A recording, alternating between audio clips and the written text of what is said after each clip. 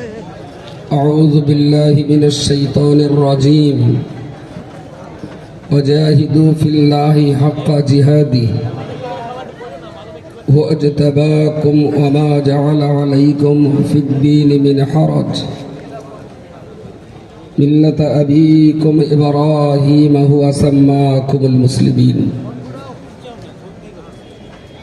وقال النبي صلى الله عليه وسلم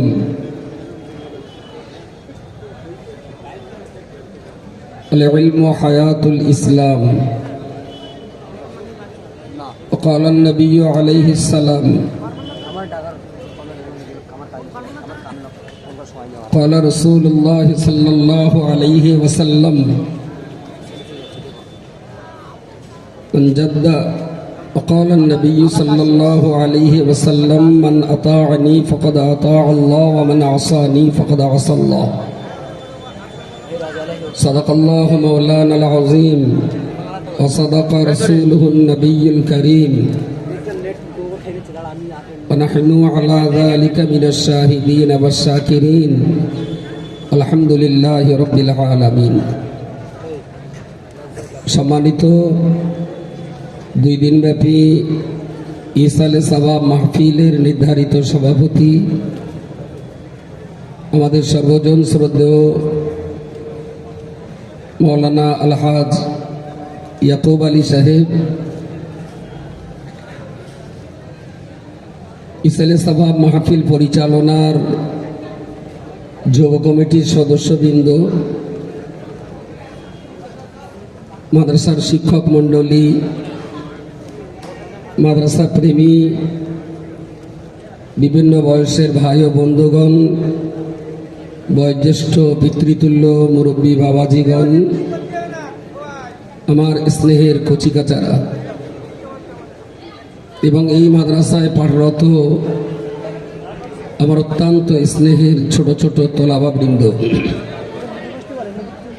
ইসালে সওয়াবের ভবানীপুর সিদ্দিকিয়া আমিনিয়া কোরআনিয়া মাদ্রাসার বাৎসরিক ইসালে সওয়াবের নির্ধারিত ডেট ছিল 5 ও 6 চৈত্র। রমজান সন্নিকট হওয়ার কারণে গত কয়েক বৎসর সেই ডেট পরিবর্তন করে 20 এবং 21 চৈত্র করা হচ্ছিল। 20 এবং 21 মাঘ আয়োজন হয়ে আসছিল। গত 2 দিন পূর্বে অর্থাৎ 20 এবং 21 মাঘের ইসালে সওয়াবের পূর্ণ প্রস্তুতি সবকিছু ঠিক থাকা সত্ত্বেও প্রথম দিনের প্রোগ্রাম ঠিকঠাক হওয়ার পরে দ্বিতীয় দিনে মুষলধারে বৃষ্টি হওয়ার কারণেই দ্বিতীয় দিনের জলসা শান শওকতের সঙ্গে করা সম্ভবপর হয়নি। আপনারা সবাই জানেন, সেদিন বিকাল 3:30-4টে নাগাদ মৌলানা ভাইয়ের সঙ্গে আমার ফোনে কথা হলো। বললেন এখনো মুষলধারে বৃষ্টি হচ্ছে, কি করে সভা করা যাবে। আমি বললাম স্থানীয় মানুষ, ইসালে সওয়াব কমিটি, মাদ্রাসা কমিটি যারা আছেন তাদের নিয়ে আলোচনা করে দ্রুত সিদ্ধান্ত নিন।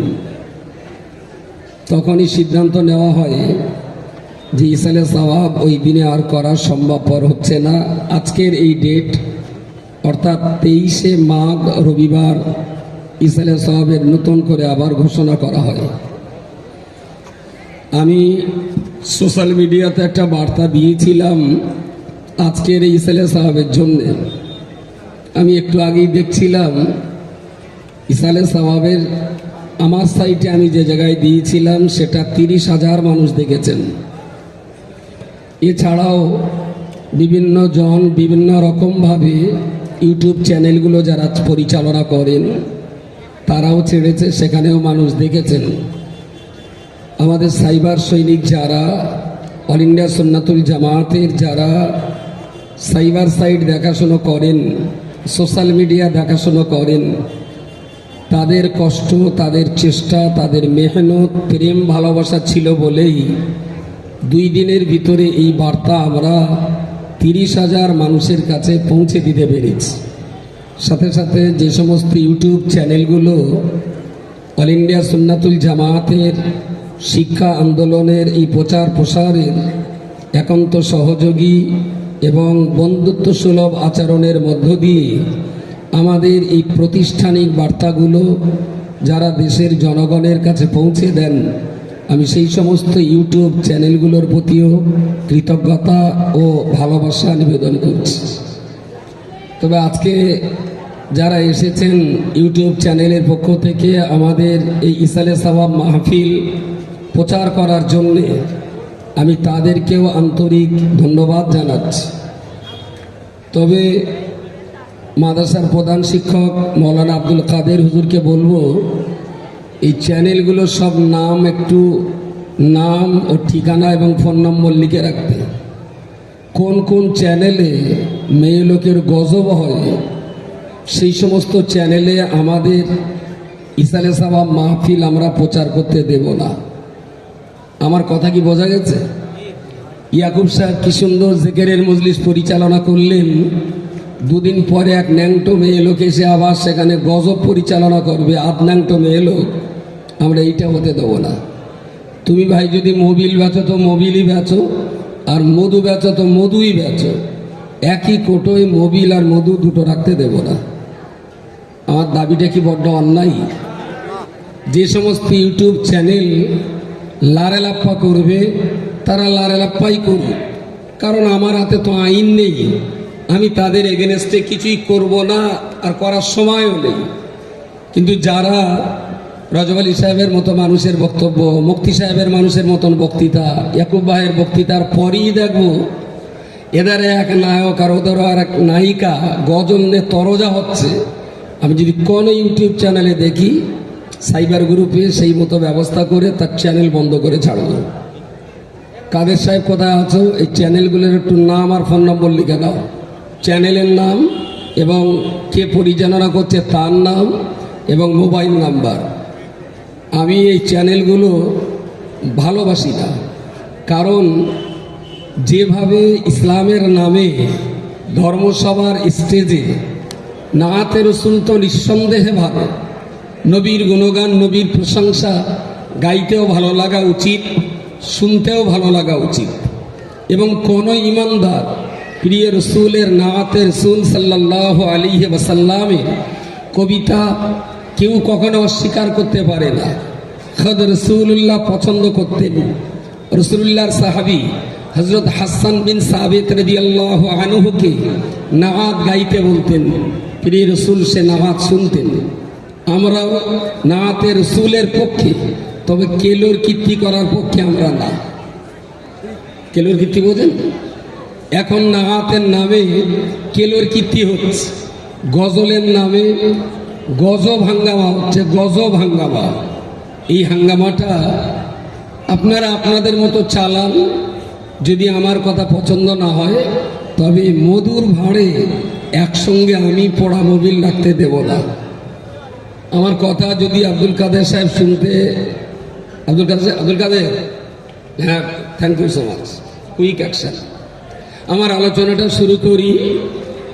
যারা আজকের এই মাহফিলে সত্যি সত্যি যদি সোশ্যাল মিডিয়া আমাদের হাতে না থাকতো, আমরা এই বার্তা পৌঁছে দিয়ে আপনাদের এতটা মানুষকে জমা করতে পারতাম না। আমি খুব বুক ঠুকে সেদিন বলেছিলাম, আর গোপন করি বা লাভ কি, প্রকাশ হয়ে যায়। গত 21 তারিখে প্রচণ্ড বৃষ্টি, আমরা সভা ক্যান্সেল করতে বাধ্য হলাম। সন্ধ্যা 7টার দিকে মৌলানা ভাই ফোন করে বলছেন, কি হবে বলদিন দেখি, বহু মানুষ এসে গেছে, তা তুই একটু আসবি। আমি বললাম, দেখুন ভবানীপুরে জলসার দিনে আমি কোথাও দাওয়াত নেইনি, একটাই দাওয়াত নেই, আপনি যখন তুলবেন তখন যাব, এই মানসিকতা নিয়েই থাকি। তো আজকে তো আমি বাড়িই বসে রয়েছি, যদি আমি যে মাদ্রাসার কোনো কাজে লাগে আমি এক্ষুনি যাব। তখন তুমুল বৃষ্টি, আর এই বৃষ্টিতে খুব একটা চড়কা বাস পড়িনি, তার মাঝখানেও দমদাম চড়কা পড়ছে। তখন সেই অবস্থায় ড্রাইভার ততক্ষণ আমাকে বাড়ি রেখে চলে গেছে। ফোন করলাম ও তখন বাড়িতে। আমি একা গাড়ি নিয়ে বেরিয়ে ড্রাইভারকে আবার বাড়ির থেকে তুলে নিয়ে এখানে এসে দেখছি তখনও হু করে এই চর দিয়ে, এই প্যান্ডেল দিয়ে পানি টোলাচ্ছে। আমাকে ওখান থেকে গাড়িতে নামিয়ে ঘর পর্যন্ত আনলেন ছাতা করে, ছাতিতে। ওখানে দেখলাম অন্তত 1000-1.5 মানুষ তখনও বসে আছেন, আর চারিদিকে দোকানের ঝাঁপিয়ে পড়ে বিল্ডিংয়ে বিভিন্ন জায়গায়। আমার বললেন কিছু বল। শুরু করলাম 8টার দিকে, রাত 11:30 পর্যন্ত। এটা আল্লাহর শুকরগুজার হচ্ছে। সেই বৃষ্টি মাথাতেও কালেকশন করে আমার মনে হয় 70-80 হাজার কি লাখ টাকা কম বেশি একটা কালেকশনের কাছাকাছি গেছে গতদিন। তবে কপাল ভালো, এইসব পার্টিরা সেদিন কেউ ছিল না। যদি থাকতো আমি নিশ্চয়ই আটকে দিতাম, কারণ ওই পার্টিতে যদি প্রচার হয়ে যেত যে সভা হয়ে গেছে, তাহলে আপনাদের আজকে আর পাওয়া যেত না। বুঝতে পারেননি? আজকে আপনাদেরকে পেতাম না। আমি এক নজরে ঘুরে দেখলাম কারোর হাতে মোবাইল টোবাইল আছে ঠিকই, স্ট্যান্ডার্ড তো বালাই ছিল না, হাতেও মোবাইল খুব একটা দেখিনি। তো যার জন্যে গতদিন আল্লাহর যেটা মঞ্জুর ছিল হয়েছে। আর আমি ওখানেই বলেছিলাম, আজও আপনারা কেউ থাকলে নিশ্চয়ই তার মনে থাকবে, আমি বলেছিলাম কোন শিল্পী যে শিল্প তৈরি করেন তিনি নিজে হাতে তার শিল্পকে কখনো ধ্বংস করেন না। এটা পৃথিবীর স্বাভাবিক নিয়ম। যিনি এই মাইকটা তৈরি করেছেন তিনি আবার ভেঙে ফেলবেন, এটা হয় না। যিনি বিল্ডিং তৈরি করেছেন তিনি আবার বিল্ডিং ভেঙে ফেলবেন, এটা হয় না। যিনি নদী পারাপারের জন্য ব্রিজ তৈরি করেছেন তিনি আবার সেই ব্রিজ ভেঙে ফেলবেন, এটা হয় না। পরক্ষণেই বলেছিলাম, হ্যাঁ কখনো কখনো বাড়ি ঘর ভাঙা হয়। যে মহাজন টাকা খরচা করে বাড়ি করেছিলেন সেই মহাজন আবার নিজে হাতে করে সেই বাড়ি ভেঙে ফেলেন। কখনো কখনো বাড়ি ভাঙা হয়। কিসের জন্য ভাঙে? ওর চাইতে বড় আর ওর চাইতে সুন্দর ঘর করার জন্য। সুবহানাল্লাহ বলেন, জোরে সোরে বলেন সুবহানাল্লাহ। যিনি ব্রিজ ভাঙেন সেটা হয়তো 100 বছরের আগের ব্রিজ, ভ্যান আর ইঞ্জিন ভ্যান যাওয়া। আজকে অটো টোটো থেকে নিয়ে বাস 407 সমস্ত গাড়ি যাওয়া দরকার। তো যিনি ব্রিজ তৈরি করেছিলেন তিনি আবার সেই ব্রিজ ভাঙেন, যেই ব্রিজটা আর অটো টোটোর ব্রিজ হবে না, এটা এখন আপ অ্যান্ড ডাউন বাস চলা ব্রিজ হবে। আমি বলেছিলাম মাদ্রাসার তালিমের ব্যবস্থা যখন কোরআনকে কেন্দ্র করেই, আর সেই কোরআনের কেন্দ্রীয় প্রতিষ্ঠান সুন্দর সুজলা সুফলা করে চালাবার জন্যই আমাদের ইসালে সাবাব মাহফিল। যে আল্লাহ বৃষ্টি দিয়ে আমাদের এই মাহফিল হতে দেননি, শিল্পী নিজেই যখন তার শিল্পকে ক্ষতি করেছেন, আমি আশাবাদী সেই আল্লাহ নিশ্চয়ই ভেবেছেন ভবানীপুর মাদ্রাসাকে আরো বেশি কিছু পাইয়ে দেওয়ার। বলুন সকলে সুবহানাল্লাহ। এতটা মানুষ আজকে আসবেন আমি আশা করতেই পারিনি। আমি জানি একটা সারা বছর ধরে ইয়াকুব সাহেব তো প্রত্যেকটা জলসায় প্রচার করেন। আমরা সব জলসায় বলতে না পারলেও বেখেয়ালে কিছু কিছু জায়গায় আমরাও তো বলি। আঞ্জুমানের শতাধিক আলেম তারাও প্রচার করেছেন যে 20-21 মাঘ ভবানীপুরের ইসালে সভা। সেই 20-21 পেরিয়ে যাচ্ছে, আজকে 23 তারিখে সেই সভা, অথচ এতটা মানুষের আগমন। এটা আঞ্জুমানে ওয়াইজিনের আলেমদের অবদানকে আমরা অস্বীকার করতে পারি না। তো আপনারা যে আজকে এখানে এসেছেন আমার দেখে মনে হচ্ছে, হ্যাঁ শিল্পী তিনি তার শিল্পকে ক্ষতিগ্রস্ত করেছেন নিশ্চয়ই বাড়িটাকে আরো সুন্দর করার জন্য। বৃষ্টি দেওয়ার মালিক, জোরে বলেন। সত্যি সত্যি ওই বৃষ্টিটা আল্লাহ না দিয়ে যদি কোনো পার্টির নেতা কাতা দিত, খালি পার্টিগিরি ওই দিন ঘুচে যেত। যেহেতু আল্লাহ দিয়েছেন, ইমানদার মুসলমানদের এখানে বলার কিচ্ছু নেই, অম্লান বদনে মেনে নিতে হবে।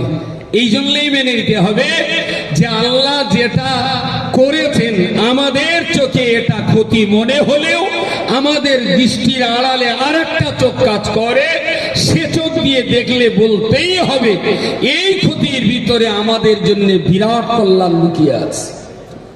আমরা তা হাড়ে হাড়ে উপলব্ধি করছি। অনুরোধ করব যারা দাঁড়িয়ে রয়েছেন এখনো কিয়াম পড়া শুরু হয়নি, যখন কিয়াম হবে তখন দাঁড়াবেন। 1.5-2 ঘন্টা ধরে কিছু পড়া না বলা না, দাঁড়িয়ে দাঁড়িয়ে কিয়াম করা, এ যেন একটা অসাধ্য ভরা ব্যাপার। আর যদি দাঁড়িয়ে থাকেন তা সালাম পড়েন, ইয়া নবী সালাম আলাইকা, ইয়া রাসূল সালাম আলাইকা। আর যদি সালাম মুখে না পড়েন তা আল্লাহর রাস্তায় একটু বসেন, কেউ দাঁড়াবেন না, অযথা দাঁড়াবেন না। আর ওখানে কি পিসি সরকারের জাদু হচ্ছে ওই কোনাটায়? ওখানে কি জাদু টাদু আছে না মৌমাছির চাক টাকা আছে?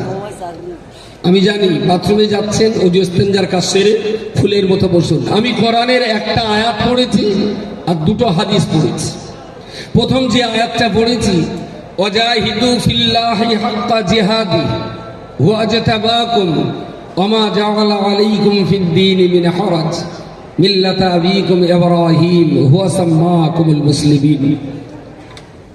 ওয়াজাহিদু ফিল্লাহ, আল্লাহ ইমানদারদেরকে তাকিয়ে বললেন, তোমরা আল্লাহ ওয়ালা হওয়ার জন্য, আল্লাহর পথে চলার জন্য, আল্লাহর দ্বীনকে কায়েম রাখার জন্য, আল্লাহর দ্বীনের জৌলসকে বৃদ্ধি করার জন্য, আল্লাহর দ্বীন ইসলাম শরীয়ত কোরআনটাকে আগে বাড়াবার জন্য ওয়াজাহিদু, তোমরা চেষ্টা করো, সাধ্য সাধনা করো, কষ্ট করো, মেহনত করো, ত্যাগ স্বীকার করো। ওয়াজাহিদু ফিল্লাহ হাক্কা জিহাদ, তোমার এই চেষ্টা, তোমার এই কষ্ট, তোমার এই ত্যাগ স্বীকারটা যেন তোমার জিন্দেগির সমস্ত ত্যাগ স্বীকারের চেয়ে শ্রেষ্ঠতম ত্যাগ স্বীকার হয়। জোরে সোরে বলুন সুবহানাল্লাহ। এত ত্যাগ বাঁচার জন্য হবে না, এত ত্যাগ গাড়ির জন্য হবে না, এত ত্যাগ বাড়ির জন্য হবে না, এত ত্যাগ জেতার জন্য হবে না, এত ত্যাগ স্বীকার এমএলএ এমপি হওয়ার জন্য হবে না, এত ত্যাগ স্বীকার দুনিয়ার কোটিপতি আর ধনকুবের হওয়ার জন্য হবে না, আল্লাহ ওয়ালা হওয়ার জন্য, আল্লাহর দ্বীনকে আগে বাড়াবার জন্য, আল্লাহর দ্বীনকে শক্ত পোক্তার মজবুত করার জন্য সবচেয়ে শ্রেষ্ঠতম ত্যাগ স্বীকার হওয়া উচিত। আল্লাহ ইমানদারদের কাছে এটা দাবি করেছেন। ইসলামের জন্য ত্যাগ স্বীকারের দাবি নরেন্দ্র মোদীর কাছে আল্লাহ করেননি যে তুমি একটু হেরে টেরে ইসলামটা একটু দেখো বাবা।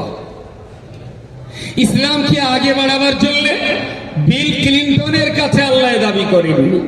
ইসলামকে আগে বাড়াবার জন্য আল্লাহ পৃথিবীর রাজা বাদশাদের কাছে এই ধরনের দাবি করেননি। আল্লাহ ইসলাম ইমানের তারাক্কি আগে বাড়াবার জন্য, শক্ত পোক্তার মজবুত করার জন্য, দ্বীনের জৌলসকে বাড়িয়ে দেওয়ার জন্য আল্লাহ এই দাবিটা করেছেন ইমানদার মুসলমানদের কাছে। আরো একবার বলুন সুবহানাল্লাহ। আমাদের না মাঝে মাঝে মনে হয় যে স্টুডেন্ট একটু 10 বার করে কাম ধরে উদ্বোস করে পাবলিক যদি বলে কেন, আমি তখন এই কান টান ধরে বলবো আমাদের জীবনের বিরাট ব্যর্থতা যে আমরা এখনো শ্রোতা কটারে সুবহানাল্লাহ বলা শেখাতে পারলাম না। স্টেজ উঠি কবে দেখবেন হয়তো মাতিন মাইকে উঠি ধুমধাম উদ্বোস করা শুরু করবে। পাবলিকের তো দোষ না, দোষ তো আমাদের। আমরা শেখাতে পারলে পাবলিক শিখে যেতেন। তা আমার কি সেই উদ্বোসটা কি আজকেই করতে হবে? মনে হচ্ছে আজকেতে শুরু হয়। সবাই প্রেম ভালোবাসার সাথে বলুন সুবহানাল্লাহ। আপাতত উদ্বোস করার হাত থেকে বেঁচে গেল। তবে এরপরে যদি আবার হয় আমি আর বলবো না, উঠি দেখবেন কান ধরে লেগে দেবো, তা যা কপালে আছে। কারণ সুবহানাল্লাহ আলহামদুলিল্লাহ আল্লাহু আকবারের ইতিবাচক পরিচয়। ওদিকে বিল্ডিংয়ে কোরআন, এদিকে নামাজের জায়গা, উপরে কোরআন, এদিকে বাচ্চাদের থাকার জায়গা, উপরে কোরআন, চারিদিকে কোরআন দিয়ে তারই মাঝখানে এখানে বসে এখানে যদি ঠোঁট দিয়ে সুবহানাল্লাহ না বেরোয় তাহলে দিল্লি কি বিজেপির পার্টি অফিসের সামনে গিয়ে সুবহানাল্লাহ বলবা? এখানে যদি না হয় তার কোথায় বলবেন? এটা তো ইতিবাচক জায়গা। খুব খুব করে বলছি, আমার যেন আর আজকে যেন আমার জীবনে যা না করেছি এখানে দাঁড়িয়ে হঠাৎ যেন কান ধরে উদ্বোস করতে না হয়। একটু সতর্ক থাকবেন। আমার আল্লাহ পাক রব্বুল আলামিন কোরআন শরীফের পরের অংশে বলে দিয়েছেন ওয়াজাহিদু ফিল্লাহি হাক্কা জিহাদিহি হুয়া আজতাবাকুম হুয়া আজতাবাকুম হুয়া আজতাবাকুম। আল্লাহর বান্দা মনে রাখতে হবে, ইসলামকে আগে বাড়াবার জন্য, দ্বীনের তারাক্কি বাড়া করার জন্য, ইসলামের জৌলস বৃদ্ধি পাইয়ে দেওয়ার জন্য ওয়াজতাবাকুম আল্লাহ পাক কোন বেদিনকে নির্বাচন করেননি, ইহুদিকে আল্লাহ নির্বাচন করেননি, মুশরিক কিংবা খ্রিস্টান দিগকে আল্লাহ নির্বাচন করেননি। আল্লাহ দিনকে আগে বাড়িয়ে নিয়ে যাওয়ার জন্য আমার আল্লাহ পাক রব্বুল আলামিন ওয়াজতাবাকুম ইমানদার মুসলমান দিগকে আল্লাহ নির্বাচন করে দিয়েছে। সুবহানাল্লাহ, মাশাআল্লাহ। কাদের নির্বাচন করেছেন? জোরে বলেন। ইমানদার। আল্লাহ কোন বেদিনকে কোন বেদিনকে আল্লাহ দ্বীনের দায়িত্ব মাথায় নেওয়ার দায়িত্ব দেননি। কোন ইহুদি, কোন মুশরিক, কোন বেদিন, কোন নাস্তিককে আল্লাহ দ্বীনের এই দায়িত্ব দেননি। আল্লাহ দ্বীনের দায়িত্ব দেওয়ার জন্য, দ্বীনকে আগে বাড়াবার জন্য, দ্বীনকে ছড়িয়ে দেওয়ার জন্য, দ্বীনকে মজবুত করার এই দায়িত্ব দেওয়ার ক্ষেত্রে আল্লাহ ঈমানদারদেরকে নির্বাচন করেছেন। সুবহানাল্লাহ। ভুলে গেলে হবে না, নিচে রাখুন। ওমা জাআলা আলাইকুম ফিদ-দীনি মিন হারাজ, ওমা জাআলা আলাইকুম ফিদ-দীনি মিন হারাজ। আমি আল্লাহ তোমাদের জন্য ইসলামের যে রাস্তা তৈরি করে দিয়েছি, আমার এই রাস্তায় কোনো টেরা বেঁকা নেই। আরো একবার বলুন সুবহানাল্লাহ। যারা ইসলামকে কঠিন মনে করেন, জনমের মতো আজকে তওবা পড়ে উঠবেন। যারা ইসলামকে কঠিন মনে করে, খালিস নিয়তে এই মজলিসে বসে তওবা পড়ুন। ইসলামকে কঠিন মনে করা ঈমানি দুর্বলতার লক্ষণ। ইসলামকে কঠিন মনে করা বেদিনদের কাজ। কোরআন তেলাওয়াতকে কঠিন মনে করা এটা অমুসলমানদের কাজ। মুসলমানের কাছে ঈমানও কঠিন নয়, ইসলামও কঠিন নয়, কোরআনও কঠিন নয়। মুসলমানের কাছে আল্লাহ আদ-দীনু আসরুন ওয়া ইসরুন ওয়ালা ইসরুন। রাসূল নিজেই বলেছেন ইসলাম সহজ, ইসলাম কঠিন নয়। বলুন সকলে সুবহানাল্লাহ। যেখানে স্বয়ং রাসূলুল্লাহ বলছেন ইসলাম সহজ, আর আপনি যদি বলেন ইসলাম কঠিন, তাহলে নবীর পরে আপনি হলেন আর একটা নবী। কারণ নবীর চাইতে বেশি বুঝ আপনার আছে। আয়াতটা মনে রাখুন। প্রিয় রাসূল সাল্লাল্লাহু আলাইহি ওয়াসাল্লামের জবানে উচ্চারণ করা ছোট্ট একটা হাদিস শরীফ, ছোট্ট হাদিস শরীফ। قال النبي صلى الله عليه وسلم আল্লাহ নবী মুহাম্মদুর রাসূলুল্লাহ সাল্লাল্লাহু আলাইহি ওয়াসাল্লাম হাদিস শরীফের ভিতরে পরিষ্কার করে বলে দিয়েছেন, সিনফান মিন উম্মতি, সিনফান মিন উম্মতি ফাইজা সালাহা সালাহাত সালাহান, ফাইজা সালাহা সালাহান নাস, ফাইজা ফাসাদা ফাসাদান নাস। আলা আলা আলা আল উলামা ওয়াল উমারা ওয়াল উলামা ওয়াল উমারা আল উলামা ওয়াল উমারা। রাসূলুল্লাহ হাদিস শরীফের ভিতরে বলে দিয়েছেন সিনফানি মিন উম্মতি, আমার উম্মতের ভিতরে এমন বিশেষ দুটো দল, বিশেষ দুটো গোষ্ঠী থাকবে। এরা দুইটা দল যদি নিজেরা নিজেদের ভিতরে আপোষ করতে পারে, এরা দুইটা গোষ্ঠী যদি নিজেদের ভিতরে বন্ধুত্ব করতে পারে, এরা দুটো গোষ্ঠী যদি একে অপরকে মহব্বত করতে পারে, এরা দুইজন যদি একে অপরকে কলিজার কলবের ভিতরে জায়গা দিতে পারে, সিনফানি মিন উম্মতি, আমার উম্মতের ভিতরে এমন দুটো দল রয়েছে। ফাইজা সালাহা, ওরা যদি একে অপরকে ভালোবাসে, ওরা যদি একে অপরকে মহব্বত করে, ওরা যদি একজন আর একজনকে অন্তরের ভিতরে জায়গা দেয়, ওরা যদি একে অপরের দুঃখে কেঁদে ফেলে, ওরাও যদি একে অপরের সুখে হেসে ফেলে, আমি রাসূল তোমাদের জন্য বলছি, ওই দুটো গোষ্ঠীর যদি একটা সঙ্গে আর একটা মিলে যেতে পারে, সলুহান নাস, আমি রাসূল বলছি আমার উম্মতে মুহাম্মাদি যেটাই করবে সেই কাজে জয় তাদের জন্য অপেক্ষা করবে। জোরে সোরে বলুন সুবহানাল্লাহ। আমার কান দুটো বেঁচে গেছে, প্রায় উদ্বোস করুন।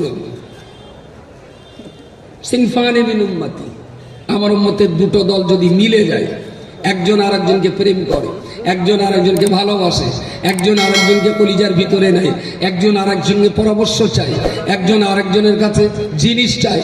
এই দুটোর ভিতরে যদি খুব সম্পর্ক ভালো থাকে, খুব সম্পর্ক ভালো থাকে, নবী বলেছেন সালুহান নাস, আমার উম্মতের চলার পথ আল্লাহ সহজ করে দেবেন। সুবহানাল্লাহ, সুবহানাল্লাহ। ওয়াইদা ফাসাদা ফাসাদান নাস, ওয়াইদা ফাসাদা ফাসাদান নাস। আর এই দুটো দল যদি একজন আর একজনের সঙ্গে ঝগড়া করে, একজন যদি আর একজনকে সম্মানিত না করে, একজন যদি আর একজনকে মহব্বত না করে, একজন যদি আর একজনকে অন্তরের ভিতরে জায়গা না দেয়, একজন যদি আর একজনের দুঃখে কেঁদে না ফেলে, একজন যদি আর একজনের সুখে আনন্দ না পায়, আমি রাসূল তোমাদিগের জন্য বলছি গোটা উম্মতে মুহাম্মাদি কঠিন ফাসাদে জড়িয়ে যাবে। উম্মতে মুহাম্মাদি ইসলাম থেকে হারিয়ে যাবে, উম্মতে মুহাম্মাদি ফিতনার ভিতরে ডুবে যাবে, উম্মতে মুহাম্মাদি ক্ষতি কাসারার ভিতরে ডুবে যাবে। রাসূলুল্লাহর এই হাদিস, সিনফানে মিন উম্মতি, আমার উম্মতের ভিতরে বিশেষ দুটো গোষ্ঠী তৈরি হবে। ফাইজা সালাহা, ওরা দুজন যখন একে অপরের সঙ্গে মিলে যাবে, সালাহান নাস, আমার উম্মত তারা স্বাধীন সুন্দর আনন্দের সঙ্গে কাল যাপন করতে পারবে। ওইজা ফাসাদা, আর এরা দুইজন যদি কখনো ঝগড়া করে দূরত্ব তৈরি করে ফেলে, কেউ যদি কাউকে আপন করতে না পারে, তাহলে আমার গোটা উম্মতে মুহাম্মাদি তারা একে অপরের ভিতরে ঝগড়া ফাসাদে লিপ্ত হয়ে যাবে। আল্লাহর বান্দা মনে রাখুন, প্রিয় নবী আমার অত্যন্ত সতর্কতার সঙ্গে তিনি তার সাহাবীদের বলে দিয়েছেন, আলা আলা আলা, সাবধান, সতর্ক হয়ে যাও, আলা তোমরা সতর্ক হয়ে যাও।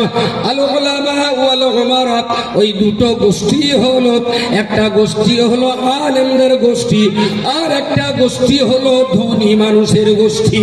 জোরে সোরে বলুন সুবহানাল্লাহ। আলেম দিগকে আল্লাহ ইলম দিয়ে পরিপূর্ণ করে দিয়েছেন, আলেমদের ভিতরে আল্লাহ ইলমে দ্বীন দিয়েছেন, আর ধনীদের ভিতরে আল্লাহ অর্থ দিয়েছেন। আলেমের চিন্তা চেতনা, আলেমের ইলমি ভাবনা, আলেমের দ্বীনকে আগে বাড়াবার ভাবনা, আলেমের ভিতরে দ্বীনের মজবুতি করার ভাবনা, আল্লাহ দুনিয়াতে আল্লাহর কোরআন প্রতিষ্ঠা করার ভাবনা, এই চিন্তা ভাবনা গুলো আলেম তার ভিতর থেকে বার করে দেবে।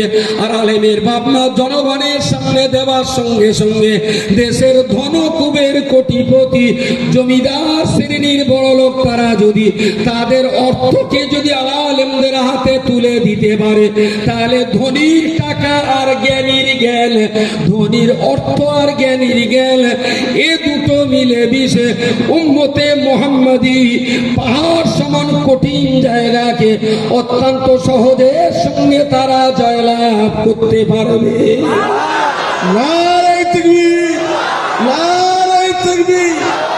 আলেমরা এলেমের দ্বারাই ধনী, বড় লোকেরা অর্থের কারণে ধনী। কিন্তু আমার সমাজ অনেক সময় বুঝতে চায় না। একজন লোকের মুখে দাড়ি নেই, হয়তো লোকটা নামাজ পড়ে না, হয়তো লোকটা নামাজ পড়ে না। আমি বসে আছি, গেলেন বঙ্গনুর অফিসে, চেয়ার থেকে একটু উঠে দাঁড়িয়ে লোকটাকে সালাম করলাম, মুসাফা করলাম। পরে অনেকে বলে, হুজুর এসব চাঁচা সালা লোকের সঙ্গে আপনারা তো খাতির কেন? মুখে নি দাড়ি, প্যান্ট শার্ট পরা, নামাজ পড়ে কিনা তার ঠিক নেই। আমি আমার জায়গাটায় আয়, তাহলে বুঝবি। আমার এই জায়গাটায় বস দুদিন, তারপর বুঝবি এদের জন্য কেন জানে। আমি জানি তার ভিতরে হয়তো দ্বীনের অভাব, তার ভিতরে হয়তো কোরআনী আমালের অভাব, তার ভিতরে হয়তো নবীর সুন্নাতের অভাব, কিন্তু তাদের মতো মানুষেরা টাকা খরচা করে বলেই ভবানীপুরে অনেক রিক্সাওয়ালা, মুঠে মজুরের বাচ্চা কাচ্চা কোরআন পড়ে তারা হাফেজ হতে পারে। তুমি তার দাড়িটা দেখছো, তুমি তার পকেটের টাকাটা দেখোনি, ওই টাকা গিলে কত রিক্সাওয়ালা মসজিদের ইমাম হয়েছে। তুমি দেখোনি ওই বেনামাজির দেওয়া অর্থের বিনিময়ে কত ভাড়ানির বাচ্চা মাওলানা হয়ে রাজ্যের বিভিন্ন মসজিদে ইমামতি করছে। কচি আমি খুব ভালো জানি, ইযা মুদিহাল ফাসিকু ইহতাজ্জাতিল আরশ, ও হাদিসটা মাথায় নিয়েই আমাকে ওদের সামনে দাঁড়াতে হয়। কারণ সে হয়তো ভবানীপুরে অর্থ দান করে, হয়তো সে জীবনতলা মাদ্রাসায় কিছু টাকা দেয়, হয়তো খাদিজাতুল কুবরায় অর্থ দেয়, হয়তো জামিয়াতে একটা মোটা দান করে। আমি একটু দাঁড়িয়ে যদি 1 লাখ টাকাটা 1.5 লাখ করা যায়, আমার দাঁড়াতে কিসের কষ্ট? জি জি, আমাদের পিছনে কিছু লোক না ওয়াজ শুনে শুনে গেঁড়ে পাকা হাফ পেটেলে কিছু মুক্তি হয়ে গেছে। গেঁড়ে পাকা নাকি একটা বলে না, যেটা খ্রিস্টান ওরা বলছে গেঁড়ে পাকা হাফ পেটেলে মুক্তি। মানে সাইকেল পুরো পায় পায় না, সিটি চালাতে গেলি না ওর পা প্যাটেলের নিচে পর্যন্ত আসে না। সেই সব পার্টি এত পরিমাণ আবার ফতোয়া দেওয়া ধরেছে না, সর্বনাশ। এক যদি ফুল প্যাটেলের মুক্তি হয়, সে না নিজের তার ফুল প্যাটেলে যারা গাড়ি চাপায় ইমার্জেন্সি পিরিয়ডে এক পা মাটিতে ঠেকিয়ে দাঁড়াতে পারে। আর যারা হাফ পেটেলে চালায় দেখবেন হুড়মুড় করে বেশি পড়বে, আর না দৌড়মুড় করে লাভ মারবে। এই হাফ পেটেলের মুক্তি আমার বিরাট ভয় লাগে। প্রিয় শ্রোতা মণ্ডলী, মনে রাখুন, আমি কোরআনের প্রথম কথায় বলেছি ওয়াজাহিদু ফিল্লাহি, আল্লাহর দ্বীনের জন্য ত্যাগ স্বীকার করতে হবে। আল্লাহ দ্বীনের জন্য আপনাকে কষ্ট মেহনত করতে হবে। আল্লাহর দ্বীনকে আগে বাড়াবার জন্য আপনাকে অবশ্যই ত্যাগীদের খাতায় নাম লেখাতে হবে। আল্লাহর বান্দা, মনে রাখুন, বিশেষ করে আজকের দিনে দাঁড়িয়ে আমি রাসূলুল্লাহর হাদিস শরীফ থেকে বিশেষ দুইটা কথা আপনাদেরকে বলবো। তার ভিতরে প্রথম নম্বরে বলবো হযরতে উসামা রাদিয়াল্লাহু তাআলা আনহুর কথা। ইসলামের জন্য কি ধরনের তিনি ত্যাগ করেছিলেন, ইসলামের জন্য তিনি কতটা ত্যাগ স্বীকার করেছিলেন। আল্লাহর বান্দা, মনে রাখুন, রাসূলুল্লাহ যখন মক্কা জমিনে ছিলেন, মুসাব রাদিয়াল্লাহু তাআলা আনহু রাসূলুল্লাহর কাছে মাঝে মাঝে যেতেন, গমনাগমন করতেন। দূরে দাঁড়িয়ে দাঁড়িয়ে আল্লাহর নবী মুহাম্মাদের চেহারা দেখতেন, দূরে দাঁড়িয়ে দাঁড়িয়ে রাসূলুল্লাহর বচন ভঙ্গিমা লক্ষ্য করতেন। অনেকটা দূরে দাঁড়িয়ে দাঁড়িয়ে বিশ্বনবীর জবান থেকে তেলাওয়াত করা কোরআন শুনতেন। আমি যে কোনো মুসাবের কথা বলছি না। হযরত মুসাব রাদিয়াল্লাহু আনহু রাত্রে ঘুম থেকে উঠে একরকম পোশাক পরে বাইরে বার হতেন। কাজকাম মিটিয়ে একটু ঘরে ফিরে গোসল করে ওই পোশাকটা বাদ দিয়ে আর এক রকম পোশাক পরতেন। রাত্রে শোয়ার সময় সে পোশাকটা বাদ দিয়ে আর একটা নাইট ড্রেস পরে তিনি শয়ন করতেন। ইঞ্জিন ভ্যানের ড্রাইভার বলে মনে হয়। পার ডে 3 বার করে পোশাক চেঞ্জ করতেন। আরব দেশ খুব আতর ভক্ত দেশ। নবীর সুন্নাত নবী বলেছেন আমরা ব্যবহার করি, কিন্তু নবী আমাদের আতর ব্যবহারের নির্দেশ দেওয়ার আগে থেকেই সৌদি আরবের মানুষ খুব আতর ব্যবহার করতেন। মক্কাতে হিজাজ প্রদেশের ভিতরে হযরতে মুসাব রাদিয়াল্লাহু আনহু বিখ্যাত ছিলেন। মার্কেটের কোন দামি আতর এলে হযরতে মুসাব কম্পিটিশন করে সেই আতর কিনতেন। সুবহানাল্লাহ বলেন।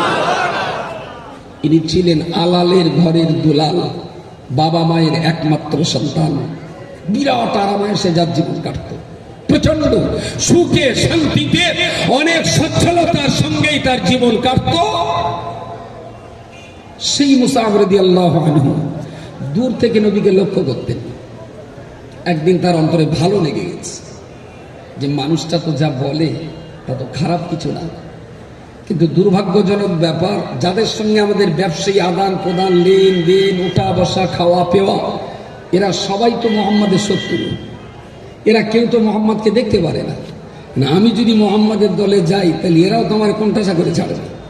আচ্ছা, মানে দূর থেকে দেখে শুনে বুঝে তার অন্তরে অ্যাটাক করেছে, অন্তরে ঘা লেগেছে যে কলমাটা পড়তে হবে। কিন্তু এই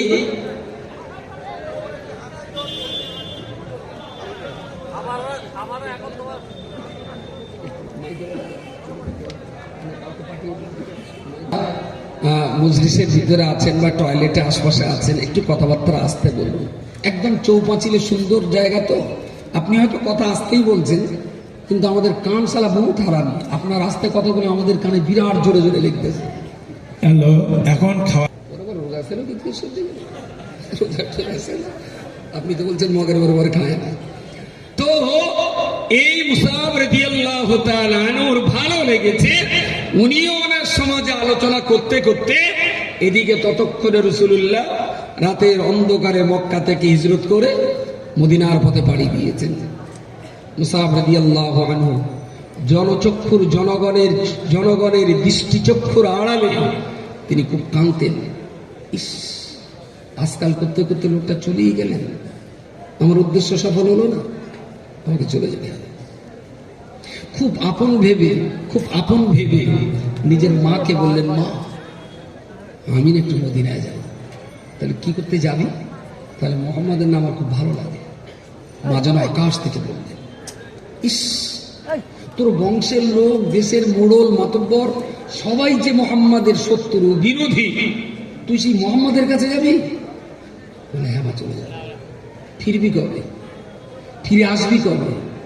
লামা, এটাই তোমার সঙ্গে আমার শেষ দেখা। আমি একবার মদিনায় যে পড়তে পারলে মোহাম্মদকে রেখে আমি কোনোদিন আর একা ফিরবো না। বলুন জোরে বলুন সুবহানাল্লাহ। একদিকে মায়ের ভিতরে যেরকম দুঃখ হলো সন্তান কোল ছাড়া হবে, আর একদিকে রাগে ক্ষোভে ফেটে পড়লেন। তোর বাবা, তোর দাদু, তোর আত্মীয় স্বজন কেউ যে পথে না, তুই সে পথে যাবি? তুই যদি যাবি তো তোর বাবা যাবতীয় সহায় সম্পদ, জমি জায়গা, অর্থ বিত্ত, টাকা পয়সা, জামা কাপড় সবটাই তোকে ফেলে রেখে যেতে হবে মদিনায়। মা ভেবেছিল একটা চাপ দিয়ে ছেলেকে আটকে রাখা। মুসাব রাদিয়াল্লাহু আনহু বললেন, মা আলোটা নিভিয়ে দেন। বলতেই জ্বলা আলো, জাইতুনের তেলে জ্বলা আলো, যে আলোর কারণে ঘরটা আলোকিত ছিল, বারান্দাটা আলোকিত ছিল, সেই বাতিটা নিভিয়ে দিয়ে বাবার টাকায় কেনা পোশাক পরিচ্ছদগুলো খুলে অন্ধকারের ভিতরে উলঙ্গ হয়ে সেগুলো মায়ের কোলে ঝেড়ে দিয়ে বললেন, মা তোমার মুসাব এখন সম্পূর্ণ উলঙ্গ হয়ে গেছে। তোমার মুসাবের গায়ে আর কোনো কাপড় চোপড় কিচ্ছু নেই। তোমার মুসাবের ইজ্জতটুকু ঢাকার জন্যে অন্তত এক টুকরো চাদর কি আমি তোমার কাছে চাইতে পারি?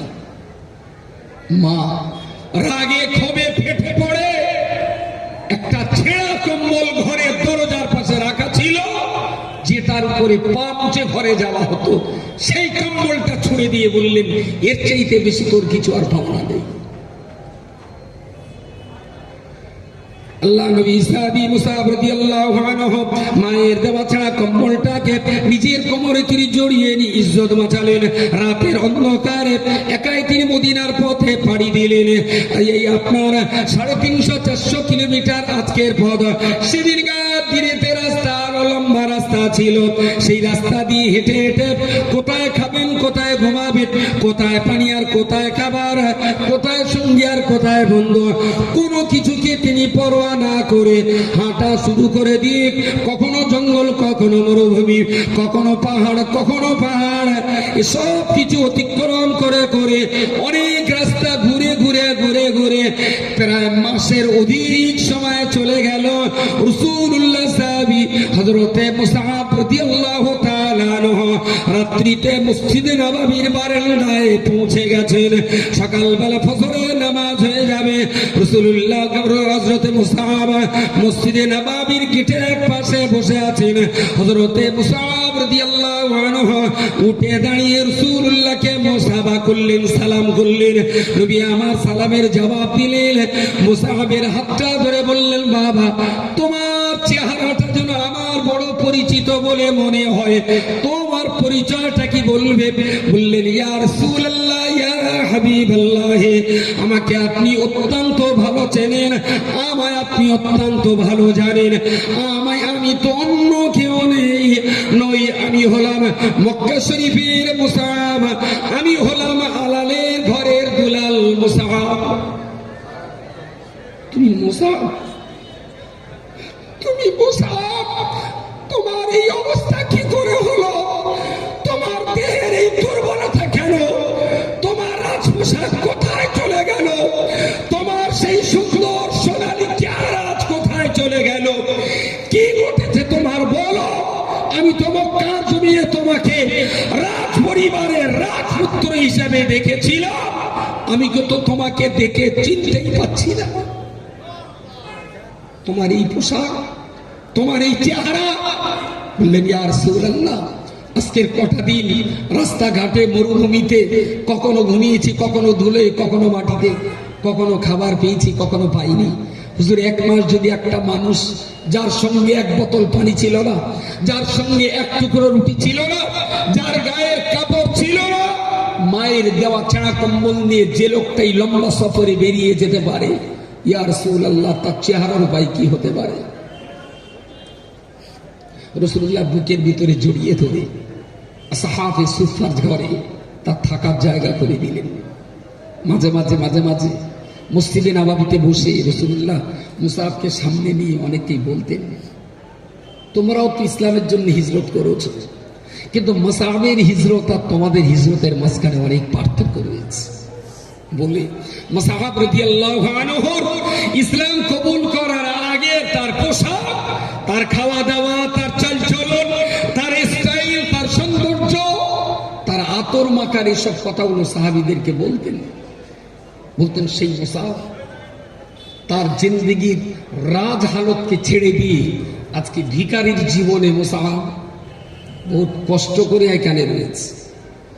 রাসূলুল্লাহ গল্প করতে করতে যখন কেঁদে ফেলতেন, হযরত মুসাব রাদিয়াল্লাহু তাআলা আনহু নবীর চোখে যখন কান্নার পানি, মুসাব রাদিয়াল্লাহু আনহু ঠোঁটে তখন মিষ্টি হাসি। বললেন, ইয়া রাসূলুল্লাহ, যেদিন আমি রাজপোশাক পরে বেড়াতাম সেদিন আমি ছিলাম জাহান্নামের কীট, আজকে ভিখারির পোশাক পরে আমি জান্নাতের সুগন্ধি আমার নাকে আমি পাচ্ছি।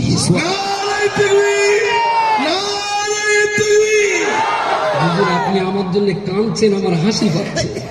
সেদিন আমি কোথায় ছিলাম আর আজকে আমি কোথায়? রাজপোশাক পরে জাহান্নামের অধিবাসী হওয়ার চেয়ে ভিখারির পোশাক পরে কি জান্নাতের অধিবাসী হওয়াটা ভালো নয়? প্রিয় রাসূল চোখে তখনও পানি। নবী হেসে মুসাফকে বুকের ভিতরে জড়িয়ে আলিঙ্গন করতেন। ওহদের যুদ্ধে একটা টাইমে ইসলামের এই পতাকা যখন যুদ্ধ ময়দানে দুরন্ত রকমের এক বিক্ষিপ্ত পরিস্থিতি, সেই সময় পতাকা একটা টাইমে এলো হযরত মুসাব রাদিয়াল্লাহু আনহুর হাতে।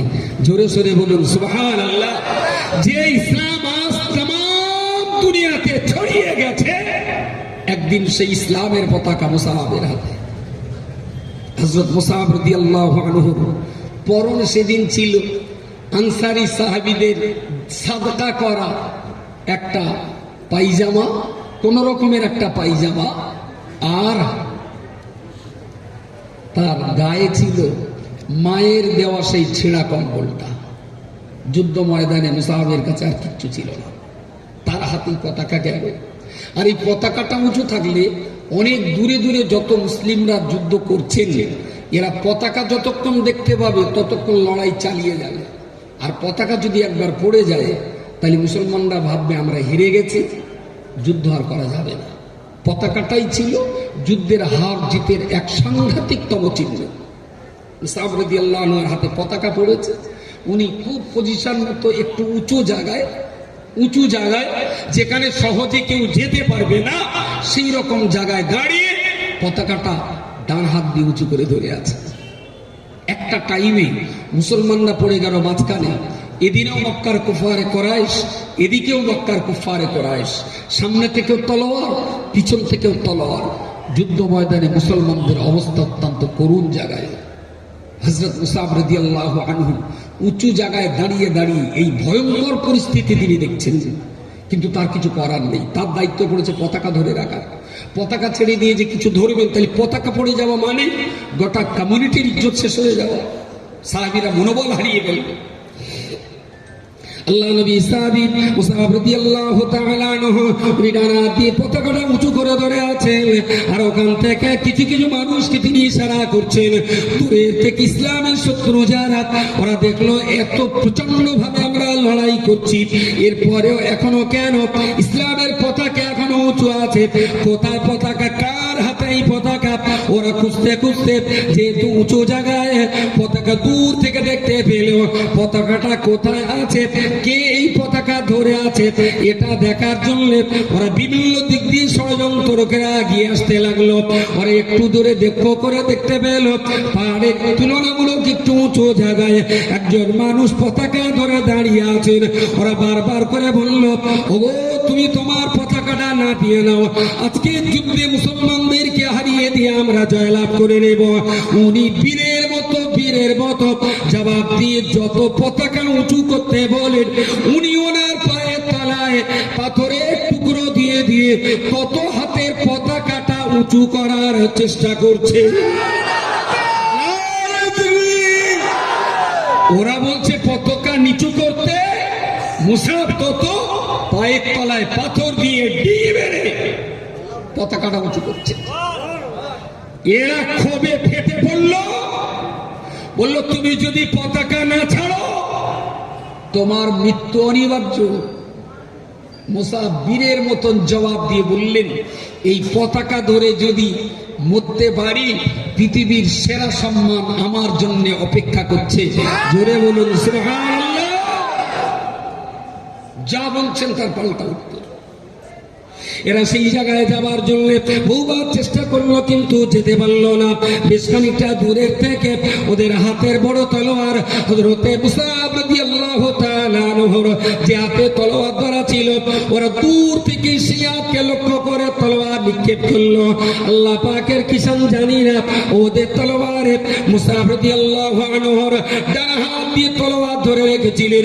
ওদের তলোয়ারটা লাগার কারণে মুসাবের হাতটা সম্পূর্ণ কেটে মাটিতে পড়ে গেল। আল্লাহ নবী সাহাবী মুসাব রাদিয়াল্লাহু আনহুর হাতটা কেটে গেল, পতাকা মাটিতে পড়ে গেল।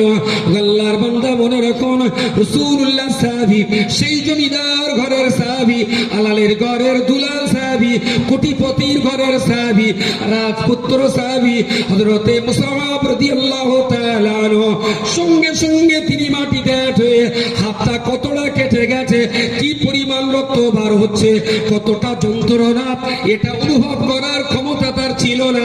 উনি সঙ্গে সঙ্গে নিচু হয়ে বা হাত দিয়ে আবার ইসলামের পতাকাটা উঁচু করে ধরলেন। জোরে সরে বলুন সুবহানাল্লাহ। মুসাব যখন বাম হাত দিয়ে পতাকাটা উঁচু করে ধরলেন, ওরা অবাক হয়ে লক্ষ্য করে দেখলো পৃথিবীতে অনেক জেদি মানুষ দেখেছি, অনেক জেদ করা মানুষ দেখেছি, কিন্তু পতাকা ধরে এই মানুষটার মতন জেদি মানুষ দুনিয়ার বুকে আমাদের চোখে কখনো পড়িনি। ওরা ওদের ভিতরে দ্বিতীয় আর একজন সত্তর সঙ্গে সঙ্গে আর একটা তলোয়ার নিয়ে হযরতে মুসাবের বাম হাতকে লক্ষ্য করে তলোয়ার ছুড়ে দিল। রাসূলুল্লাহ সাহাবী মুসাব রাদিয়াল্লাহু তাআলা আনহু উনি সঙ্গে সঙ্গে পতাকা যেমন উঁচু করে ধরে আছেন, ওরা তলোয়ার ছুড়ল। ওদের সেই তলোয়ারের আঘাতে জানি না আল্লাহ পাকের কি শান ছিল, ওদের তলোয়ারের আঘাত লাগার কারণে মুসাব রাদিয়াল্লাহু আনহুর বাঁ হাতটা কেটে মাটিতে পড়ে গেল। ইসলামের পতাকা মাটির সঙ্গে মিশে গেল। দুটো হাত সম্পূর্ণ কাটা, আবার সেই কাটা হাতটা এখান থেকে কেটে এখান থেকে তো আলাদা হয়েছে, তা হয়নি। ছোঁড়া তলোয়ার তো কেটে যে খানিকটা চামড়া সেটা ঝুলছে। আল্লাহ নবী সাহাবী মুসাব রাদিয়াল্লাহু তাআলা আনহু এই রকম সময়তে, এই রকম কঠিন সময়তে উনি যখন দেখলেন বাম হাত চলে গেল, পতাকাটা মাটিতে পড়ে গেল, উনি সঙ্গে সঙ্গে সেখানে চলে গেলেন। সঙ্গে সঙ্গে আবার যে জায়গায় হাতটা আপনার পতাকাটা পড়ে গেল, উনি হাতের কাটা অংশ এই দুটো অংশ দিয়ে আস্তে আস্তে করে সেখানে শুয়ে পড়ে এই দুটো অংশ দিয়ে পতাকা ডাঁটিরা হাতের কাটা অংশ দিয়ে হযরতে মুসাব রাদিয়াল্লাহু তাআলা আনহু আবার আস্তে আস্তে করে দুয়া দিয়ে চেপে যেমন ধরলেন, কাটা অংশ দিয়ে যেমন চেপে ধরলেন, সেই সঙ্গে নিজের মাথাটাকেও ঠেস লাগিয়ে দিয়ে জীবনের এই চরম মুহূর্তে মৃত্যুর কিনারায় দাঁড়িয়ে দাঁড়িয়ে হযরতে মুসাব রাদিয়াল্লাহু তাআলা আনহু তিনি ইসলামের পতাকাটা তখনও পর্যন্ত উঁচু করে রেখেছে। এরা সর্বনাশ হয়ে গেল। এরা দেখলো কি সর্বনাশ, ও ডান হাত দিয়ে ধরেছিল, ডান হাত কেটে দিলাম, বাম হাত দিয়ে ধরেছিল, সেটাও তো আমরা এখন কেটে দিলাম। ও এখন কিভাবে পতাকা ধরে আছে লক্ষ্য করে দেখতে পেল মুসাহাবের কাটা হাতের যে অংশটুকু বাকি ছিল ওই অংশটুকু দিয়ে নিজের ঘাড়ের একটা দিকে সাপোর্ট নিয়ে ইসলামের পতাকা তখনও পর্যন্ত উঁচু করে রেখে দিয়েছেন। ওই রকম অবস্থাতে ওরা বলল, না না না না, এর হাত থেকে পতাকা কেড়ে নেওয়া যাবে না। এখনো পর্যন্ত যখন পতাকা ধরে আছে, এবার আর হাতের দিকে লক্ষ্য রেখে নয়, এবার ওর বুকের দিকে তাক লাগিয়ে তীর ছোড়া বিক্ষেপ করলো। দোয়া দিয়ে যখন ইসলামের পতাকা তিনি ধরে আছেন, এমন অবস্থাতে শত্রুদের পক্ষ থেকে বর্ষার মতন করে তীর নিক্ষেপ করা হলো। একটার পর একটা তীর তার বুকে বিঁধে যেতে যেতে একটা টাইমে মুসাব রাদিয়াল্লাহু তাআলা আনহু তিনি ঘাটি ভেঙে মাটিতে পড়ে গেলেন, ঘাটি ভেঙে নিচে পড়ে গেলেন। যুদ্ধের চরম পরিস্থিতি শেষ হয়ে গেল। নবী আমার সাহাবীদের বললেন, আমার সাহাবীগণ কে কোথায় শাহাদাত বরণ করেছেন তাদেরকে তোমরা এক জায়গায় জমা করো। ওদের জানাজা পড়তে হবে, ওদের দাফন করতে হবে। রাসূল পাক সাল্লাল্লাহু আলাইহি সাল্লামের নির্দেশে সবাই সাহাবীদের যখন জমা করা হচ্ছিল, খুঁজতে খুঁজতে ওরা একটা জায়গায় হযরত মুসআবকে খুঁজে পায় না। হযরত মুসআব যে জায়গাটায় তিনি পড়েছিলেন ওই জায়গায় যে দেখতে পেলেন রাসূলুল্লাহ সাহাবী হযরত মুসআব রাদিয়াল্লাহু তাআলা আনহু, তার দেহের ভিতরে তখনও পর্যন্ত জীবন নেই, তার দেহের ভিতরে রূহ টান নেই, তিনি মারা গেছেন, তিনি ইন্তেকাল করেছেন। কিন্তু নিজের বুক আর কাটা হাত দুটো দিয়ে হযরত মুসআব রাদিয়াল্লাহু তাআলা আনহু তখনও পর্যন্ত ইসলামের পতাকাটাকে নিজের বুকের ভিতরে জড়িয়ে ধরে রেখেছেন। সাহাবী একজন সহজে টানতে গেলেন, পতাকার লাঠিটা বার করা গেল না, আর একজন টানতে গেলেন, লাঠিটা বার করা গেল না। কাটা দুটো হাত আর বুকের মাঝখানে এত কঠিন ভাবে চেপে রেখেছিলেন। মৃত্যুর পরে হযরতে মুসআব রাদিয়াল্লাহু তাআলা আনহুর বুক এবং হাত দুটোকে টেনে ধরে তবে তার কাছ থেকে পতাকাটা নেওয়া সম্ভব হয়েছিল। জোরে সোরে বলুন সুবহানাল্লাহ। এ ত্যাগ শিকারের কোনো ওজন করার বাটখারা আছে কি? আপনিও ত্যাগী, আমরাও ত্যাগী। ইসলামের জন্য সময় দেন, অর্থ দেন, ইসলামের জন্য কষ্ট করেন, মেহনত করেন। কি সেই যুগে হযরতে মুসআব যে কাজটা করেছিলেন, এ কাজের সঙ্গে যদি তুলনা করা হয় তাহলে আমাদের ঈমানের পরিমাণ কত ছোট সেটা হয়তো আমরা অনুমান করতে পারলাম না। হযরত মুসআবকে সেই অবস্থায় এনে রাসূলুল্লাহর সামনে শুইয়ে দেওয়া হলো। যুদ্ধ ময়দানে যারা শাহাদাত বরণ করতেন তাদেরকে আলাদা কোনো কাপড় দিয়ে আর কাফন দেওয়া হতো না। যার গায়ে যে পোশাক থাকতো সেই পোশাক দিয়েই তাকে কাফন পরানো হতো। মুসআবের পরনে পায়জামা ছিল, পায়জামাটা শত্রুদের দেওয়া তীর চালানোর কারণে ছিন্ন ভিন্ন হয়ে গেল। সঙ্গে শুধু ছিল মায়ের দেওয়া সেই ছেঁড়া কম্বলটুকুই সার। বললেন ওইটা দিয়ে মুসআবের কাফন দাও। আল্লাহ নবী সাহাবী বললেন, ইয়া রাসূলুল্লাহ, ইয়া হাবিবাল্লাহ, রাজার ঘরের পুত্র, জমিদারের ঘরের পুত্র, আলালের ঘরের দুলাল যে মুসআব প্রতিদিন সকালে দুপুরে সন্ধ্যায় 3 বার করে জামা কাপড় পাল্টাতেন, যে মুসআব মক্কার ভিতরে সবচেয়ে নামি দামি খাবার খেতেন, যে মুসআব মক্কার জমিনেতে সবচেয়ে বড় কোটিপতি ঘরের সন্তান ছিল, ইয়া রাসূলুল্লাহ, ইয়া হাবিবাল্লাহ, আজকে সেই মুসআবের কাফনের কাপড় দেওয়া হবে। তার সঙ্গে যে কাপড়টুকু রয়েছে ইয়া রাসূলুল্লাহ, ওইটা দিয়ে যদি হাঁটু দেখতে যাই তো নাভি হালকা হয়ে যায়, আবার সেটাকে টেনে যদি উপরে দেখতে যাই তো নিচের হাঁটু তো হালকা হালকা হয়ে যাবে। ইয়া রাসূলুল্লাহ, মুসআবের সঙ্গে থাকা ওই কাপড় তো কাফনের জন্য উপযুক্ত হবে না।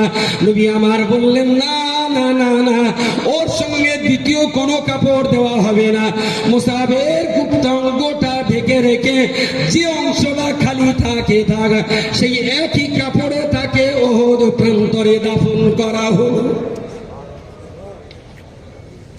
ইসলামের বাইরে যখন ছিলেন তার জমিদারি, তার খাওয়া পেওয়া, তার পোশাক পরিচ্ছদ, তার রাজানা চালচলন, আর ইসলামের পতাকা ধরার কারণে, ইসলামের ছত্রছায়ায় আসার কারণে মুসাবের কবরে যেতে হলো। পাপ থেকে মাথা পর্যন্ত ঢেকে কাপড়ের কাফনে কবরে যাবেন। এই কাপড়টুকু মুসাবের মৃত্যুর পরেও তার এতটুকু কাফন জোটেনি। মুসাবের কি অবাক ছিল। প্রিয় শ্রোতা মণ্ডলী, কথা বলার পরে আর কথা বলার অবকাশ রাখে না। আল্লাহর বান্দা বলতে পারবেন, নবী পাক সাহাবী মুসাব রাদিয়াল্লাহু আনহু তিনি ইচ্ছা করলে ইসলামের কলমা বাদ দিয়ে তো বাবা সম্পত্তিতে অনেক সুখে শান্তিতে আরাম আয়েশে তিনি তার জীবন পরিচালনা করতে পারতেন, কিন্তু তার অন্তরে ভালো লেগেছিল কোরআনুল কারীম, অন্তরে ভালো লেগেছিল প্রিয় নবী চেহারা, অন্তরের ভিতরে ভালো লেগেছিল রাসূলুল্লাহর আদর্শ, অন্তরের ভিতরে ভালো লেগেছিল লা ইলাহা ইল্লাল্লাহ তত্ত্ববাদের বাণী। তাই তো তিনি তার বাবার সহায় সম্পত্তি কেউ তো তার কাছ থেকে কেড়ে নেয়নি। ইসলামের কলমা পড়ার কারণে মা বলেছিল কলমা পড়লে ত্যাগ করতে হবে। আরে সব কিছু পেতে গেলে কলমা তোমার পড়তে দেব না। যদি কলমা চাও দুনিয়ার সম্পদ তোমায় ছাড়তে হবে, আর দুনিয়ার সম্পদ নিয়ে যদি বাঁচতে চাও ইসলামের কলমা পড়া তোমার জন্য হবে না। হযরতে মুসআব রাদিয়াল্লাহু তাআলা আনহু মায়ের মুখের উপরে আওয়াজ করে বলেছিলেন, ও মা, আমি দুনিয়ার সমস্ত সম্পদ ত্যাগ করতে পারি, মুহাম্মাদের দেওয়া এই কলমা ত্যাগ করা আমার পক্ষে সম্ভব হবে না। প্রিয় শ্রোতা মণ্ডলী, মনে রাখো না, আল্লাহর দিনকে ভালোবেসে, নবীরকে ভালোবেসে, নবীর সুন্নাত আখলাক আদর্শকে ভালো রেখে গারে হেরায় সাধনা করার কারণে আল্লাহর দেওয়া ৬৬৬৬ আয়াতের সমন্বয়ে আল্লাহর কোরআন যদি কোরআনকে ভালোবাসার কারণে লা ইলাহা ইল্লাল্লাহ একত্ববাদের এই বাণীকে ভালোবাসার কারণে মুসআব রাদিয়াল্লাহু তাআলা আনহু পৃথিবীর ইতিহাসে তিনি যে নজির সৃষ্টি করেছিলেন, সে নজির সৃষ্টি করা আপনার ভাগ্যে হবে না, আমার ভাগ্যেও হবে না।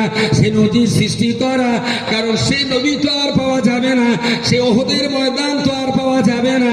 আজকে মুসলমানদের অনেক সুদিন আল্লাহ দিয়েছেন, অন্তত ইসলামের জন্য মুসাবের মতো ত্যাগ স্বীকার করতে না পারলেও যার যতটুকু সম্ভব রয়েছে ইসলামের জন্য জীবন দিতে হবে, ইসলামের জন্য অর্থ দিতে হবে, ইসলামের জন্য শিক্ষা দিতে হবে, ইসলামের জন্য নিজের জীবন প্রয়োজন হলেও দিতে হবে। ভবানীপুর মাদ্রাসা টিকিয়ে রাখার জন্য আপনার জীবন কাজে লাগবে না, আপনার কষ্ট কাজে লাগবে, আপনার মেহনত কাজে লাগবে, আপনার সময় কাজে লাগবে, আপনার দেওয়া অর্থবৃত্ত মাদ্রাসার জন্য কাজে লাগবে। হযরতে মুসআব ইসলামের জন্য জীবন দিয়েছিলেন। আমি বলছি ইসলামের জন্য আজকে জীবন দিতে হবে না, ইসলামের জন্য আপনার উপার্জিত কিছু অর্থ দিতে হবে। আল্লাহর রাস্তায় বলুন, একদম সবাই না। হযরতে মুসআবের এই ইতিহাস আমি তো আষাঢ়ে গাঁজাখুরি গল্প করিনি।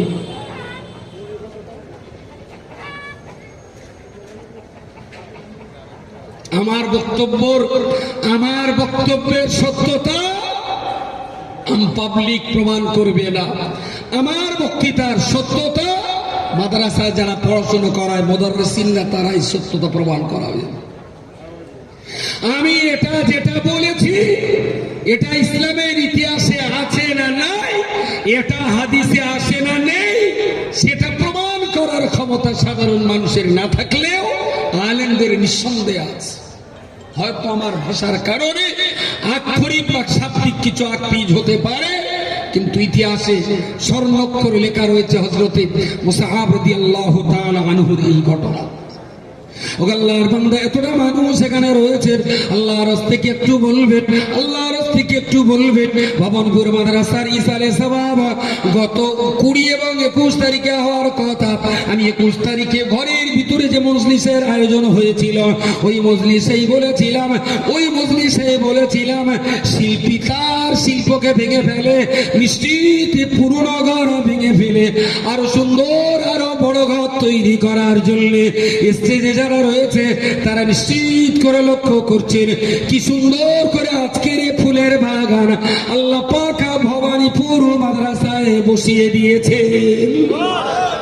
একটু জোরে বলবেন সুবহানাল্লাহ। আল্লাহকে ডাকুন দিদি, নারায়ে তাকবীর, নারায়ে তাকবীর।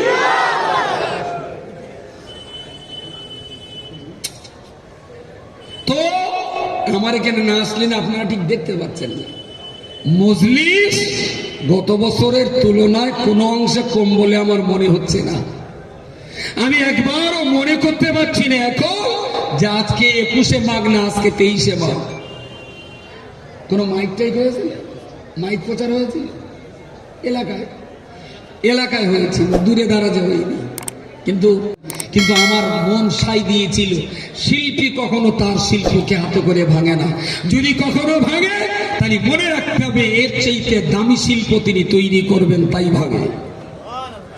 সুতরাং এই যে বাজার বসেছে এই সুন্দর বাজারের ভিতর দিয়ে আপনাদের কাছে আমি বিরাট চাইব না, লকডাউনের বছর আর্থিকভাবে হাজারো মানুষ ক্ষতিগ্রস্ত, এমব্রয়ডারি শিল্প ক্ষতিগ্রস্ত, দর্জি শিল্প ক্ষতিগ্রস্ত, মধ্যবিত্ত ব্যবসায়ী শিল্প ক্ষতিগ্রস্ত।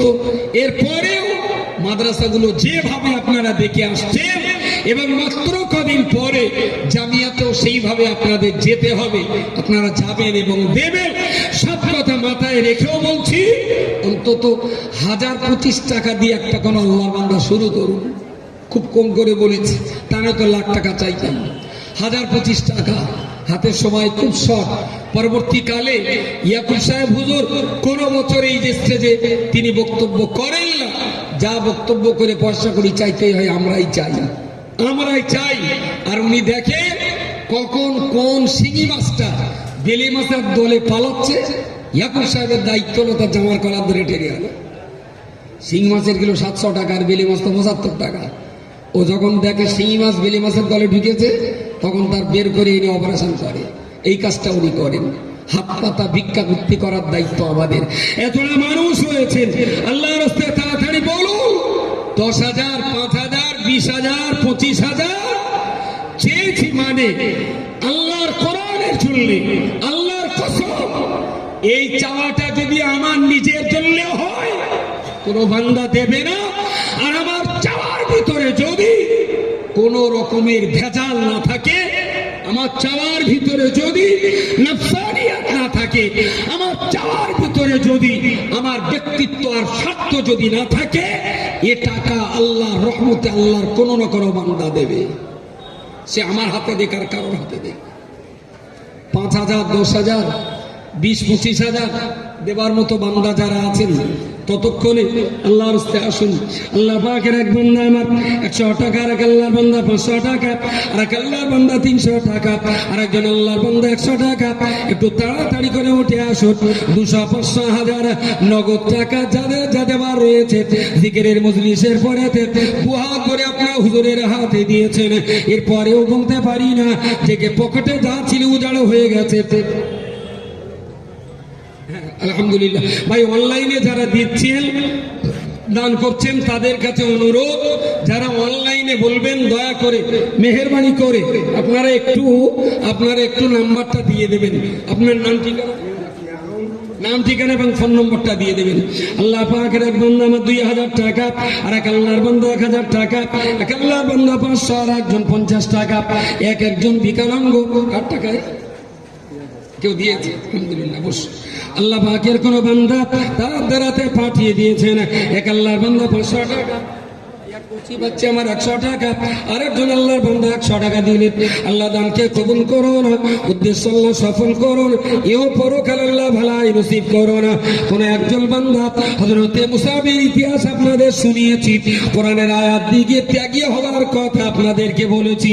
আল্লাহর কোরআনের আয়াতের ইজ্জতের খাতিরে আল্লাহর নবীর প্রেম ভক্তি ভালোবাসায় মুসাব রাদিয়াল্লাহু তাআলা আনহু তিনি যেমন ত্যাগ করেছিলেন, আল্লাহ আজকে দিনে ত্যাগী বান্দা দিগকে আমরা মুসাবের মতন ত্যাগী হতে পারবো না।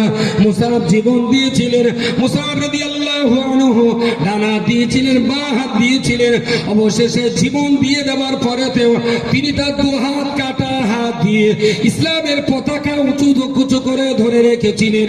আল্লাহ আমরা অতটা কষ্ট করতে না পারলেও আমরা অর্থ দিয়ে আপনার কোরআনকে জিন্দা রাখার চেষ্টা চালিয়ে যাচ্ছি। ও রব্বুল আলামিন, আল্লাহ মুসাবের মতো করতে না পারলেও আমাদের এই সামান্য ত্যাগের বিনিময়ে ময়দানে মাশারের কঠিন সময়তে হযরতে মুসাবের সারিতে দাঁড় করিয়ে আল্লাহ আমার দাতা ভাইদের আপনি জান্নাত নসিব করে দেবেন। জোরে সোরে বলুন সুবহানাল্লাহ, জোরে বলেন নারে তাকবীর, নারে তাকবীর। কামদরি কি আমার উঠতে হবে? কামদরি উঠতে হবে? উঠতে যদি না হয় তাকবীরটা দেন, নারে তাকবীর। মাশাআল্লাহ, মাশাআল্লাহ। আলহামদুলিল্লাহ, আল্লাহ পাকের এক বান্দা কুসংগ্রার মোহাম্মদ নজরুল ইসলাম, তিনি 5,000 টাকা দিয়ে শুরু করেছেন, 5,000 টাকা দিয়ে শুরু করেছেন। আল্লাহ তার দানকে কবুল করুন। ছোট্ট একটা কাজ করে আল্লাহ তার কাজ কামার ব্যবসা বাণিজ্যকে আপনি মঞ্জুর করো না। আল্লাহ তার জিন্দেগির হায়াতে তৈয়বা নসিব করো না। আল্লাহ যাদের অর্থ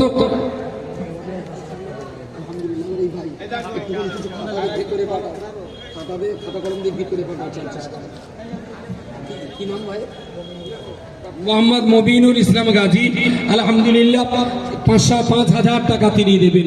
নারে তাকবীর। কান ধরি বলাম একবার মনে উদ্বোস না করে এরা ছাড়বে না, আমার আজকে দেখতে পাচ্ছি।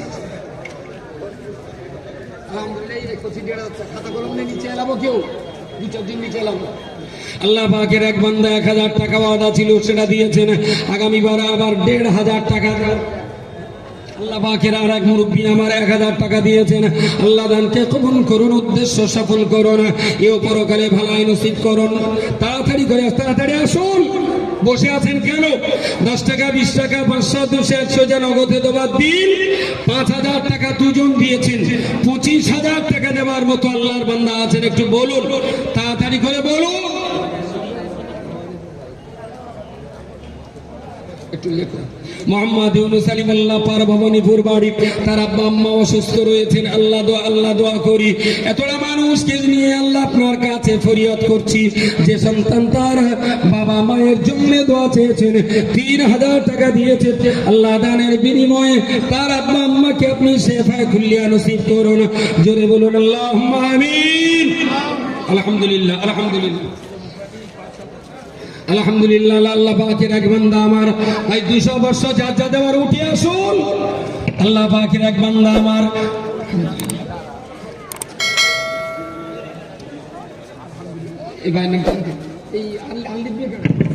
একজন লিখলে হয়, খাতা কলম নিয়ে ভিতরে কিছু পাঠান, কোচিরা 2-5 জন ভিতরে যাবে। আচ্ছা, খাতা কলম নিয়ে ভিতরে আমাদের হুজুরা আছে, ওদের কাছে 5,000, 10,000 যে যা লিখবেন লিখে দেন। এই কচি বাচ্চা আমার ঠিকানা ফোন নাম্বার ভালো করে আমি ঠিক করতে পারিনি, এই জন্য নাম ঠিকানা বাপের নাম আলহামদুলিল্লাহ মাশাআল্লাহ জাযাকাল্লাহ। আপনার পাগল বান্দারা পাগলের মতো দিয়েছেন। এই মাত্র 8 ঘন্টা আগে তো এক হুজুরের কাছে দিয়েছেন। আল্লাহ এদের পকেটের টাকা তৈরি করার মেশিন নেই। আল্লাহ এরা তো ব্ল্যাক মার্কেটার নয়, আল্লাহ এরা তো চোর চাপটা নয় যে যা ছিল দান করে আবার পকেট মেরে এনে দিয়েছে। ও রব্বুল আলামিন, আল্লাহ যে পকেটের অর্থ যা দিয়ে কেমন দিনের খেদমতে কাজে লাগে, আল্লাহ ওই পকেটকে কখনো খালি করো না। আল্লাহ যে হাত দিয়ে মানুষ অর্থ দান করে মাহবুদরে, সেই হাতকে কখনো আপনি খালি করে দেবেন না। মরণ পর্যন্ত আল্লাহ এই গরিব দুন্দুকি খেটে খাওয়া রিক্সাওয়ালা মুঠে মজুর আল্লাহ যারা চাইবা মাত্র আমাদের মাদ্রাসাগুলোর জন্য পয়সা যায় রব্বুল আলামিন আল্লাহ এদের এই পুরস্কার তো আমরা দিতে পারি না, এই পুরস্কার দেওয়ার ক্ষমতা তো আমাদের নাই। আল্লাহ আপনার কোরআনের জন্য পাতি, আপনার দিনের জন্য পাতি, আপনি এদের দেওয়ার জিম্মাদার। ময়দানে মাশারের কঠিন সময়তে, ময়দানে মাশারের কঠিন সময়তে আল্লাহ আপনার দাতা বান্দা দিগকে মুসআব রাদিয়াল্লাহু আনহু সঙ্গী করে আপনার দয়ার জান্নাত নসিব করে দেবেন। জোরে সরে বলুন আল্লাহুম্মা আমিন। নারে তাকবীর। আমার বাপের নাম ফোন না করে আমাদের বকচরাতে বাড়ি মোহাম্মদ মুখতার আলী, থাকে বোম্বে ওয়াশিতে। আলহামদুলিল্লাহ তিনি 5,000 টাকা দেবেন। আল্লাহ দানকে কবুল করুন। আমাদের এক গোস্ত ব্যাপারী আম্মা, গোস্ত ব্যাপারী, তিনি 5,000 টাকা দেবেন। একজন ভাই 3,000 টাকা দিয়ে তার মায়ের জন্য দোয়া চেয়েছেন। আল্লাহ তার মাকে শেফা দান করুন। 2 টাকা 8 আনা 1 টাকা দিয়েও আল্লাহ যিনি যেরকম মানসিকতা নিয়ে দোয়া চাইছেন আল্লাহ তাদের নেক দোয়াকে কবুল করুন। আল্লাহ আপনার কোরআনের মুজিজা, আপনার কোরআনের অলৌকিকত্ব দাতাদের নসিবে আর একবার কবুল করুন। আল্লাহ দাতারা দান করে যদি তাদের অর্থে আপনার প্রতিশ্রুতি অনুযায়ী as-সাদাকাতু তারুদ্দুল বালা, রোগ শোক বালা মুসিবত দূর করে, আল্লাহ এই মুজিজা দাতাদের নসিবে কবুল করুন। দাতাদের পয়সা যেন ডাক্তারকে দিতে না হয় আল্লাহ, তাহলে পরে আগামী দিনে তারা আরো অধিক পরিমাণ পড়ত।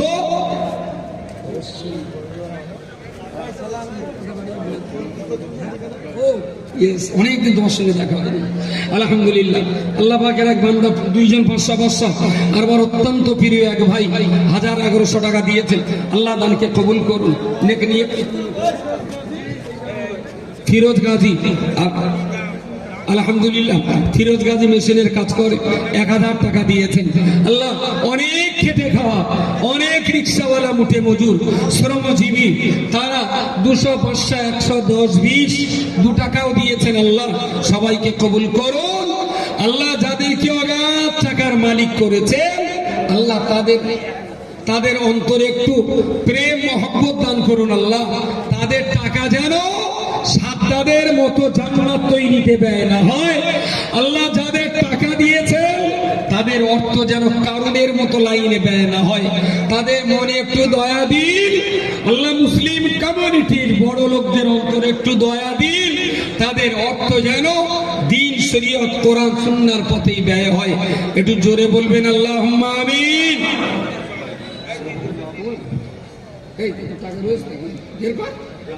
আলহামদুলিল্লাহ আমাদের এক ভাই সাইফুদ্দিন, তিনি 1,500 টাকা এখন দিয়েছেন, টোটালে 5,000 টাকা দেবেন।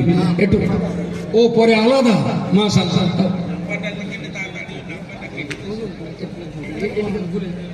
আলহামদুলিল্লাহ সাইফুদ্দিন এখন 1,500 দিয়েছে, পরে 5,000 দেবে। দোয়া করেন আল্লাহ তার কাজকর্মে বরকত দেন। বলুন আল্লাহুম্মা আমিন।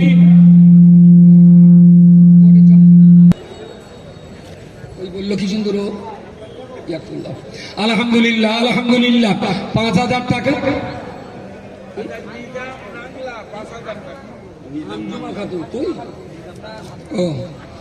নিজাম ভাই নাংলা 5,000 টাকা, কাশীপুর থানা। আল্লাহ দান কবুল করেন, বলেন আল্লাহুম্মা আমিন। এই মুম্বাই যেটা দেশে আমাদের ইয়াকুব ভাইয়ের ভাই মৌলানা ইয়াসির সাহেব, ওনার বড় জামাই অ্যাক্সিডেন্ট করেছে। সাইফুল, কি সুন্দর সিস্টেম দেখেন। হুগলি বাড়ি, থাকে বোম্বে। ওর বলল তুমি টাকাটা দিয়ে দাও, আমি ফোন পেতে মেরে দিচ্ছি। ওর ফোন পেতে টাকাটা মেরে দিয়েছে। এরপরে তাহলে এই ইউটিউব যারা চালায় ওরা বলতে বাড়ির থেকে লাখ টাকা এনে বসবি, যে যা তোর ফোনে মেরে দেবে, তুইও ক্যাশ এখানে দিয়ে দিবি। আলহামদুলিল্লাহ দোয়া করেন আল্লাহ সকলের দানকে কবুল করেন। বলুন আল্লাহুম্মা আমিন। আলহামদুলিল্লাহ আলহামদুলিল্লাহ আলহামদুলিল্লাহ আলহামদুলিল্লাহ 5,000 টাকা 7 জন হয়েছে। 8 নম্বরে একটা লোক বলেন, 8 নম্বরে একটা আল্লাহর বান্দা, 8 নম্বরে 8ম নম্বরে একজন আল্লাহর বান্দা বলেন। শিগগিরই বলুন, তাড়াতাড়ি বলুন। 8 নম্বরে একজন আল্লাহর বান্দা, অষ্টম নম্বরে এতটা মানুষ রয়েছে, একটু আল্লাহর রাস্তে বলুন। 8 নম্বর একজন আল্লাহর বান্দা 25,000 টাকা চেয়েছি, টাকা 5,000 টাকা। আচ্ছা, এটা কে দিয়েছে? কুদ্দুস গাজী মোহাম্মদ, লিখে নাও, আব্দুল কুদ্দুস গাজী, তিনি 1,000 টাকা দেবেন। 500 টাকা আল্লাহর এক বান্দা দিয়েছে, মাশাআল্লাহ। আব্দুল আজিজ মোল্লা গ্রামে বাড়ি, 1,000 টাকা। কাগজে যারা ভিতরে লিখছেন কচি লেখো, পরে একসঙ্গে শেষে একবার মাইকে বলা হবে, কোনো ত্রুটি বিচ্যুতি ভুল ভ্রান্তি থাকলে সংশোধন করে নেওয়া যাবে। আল্লাহর রাস্তে 7 জন বলেছেন 5,000 করে।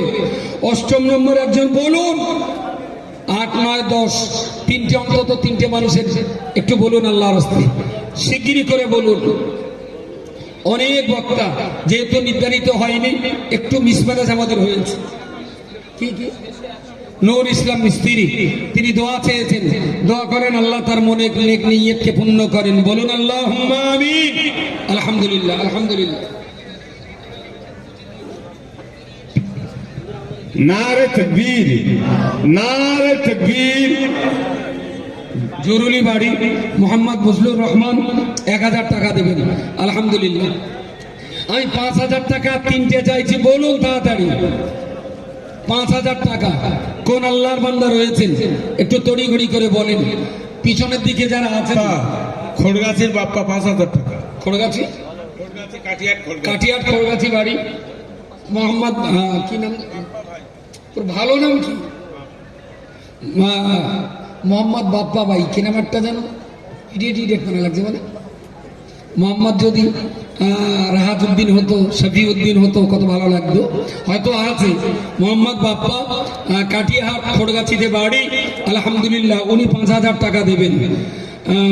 তারপরে 9 নম্বরে আরিজুল কয়াল, আলহামদুলিল্লাহ, ভবানীপুর, তিনি 5,000 টাকা দেবেন, আলহামদুলিল্লাহ।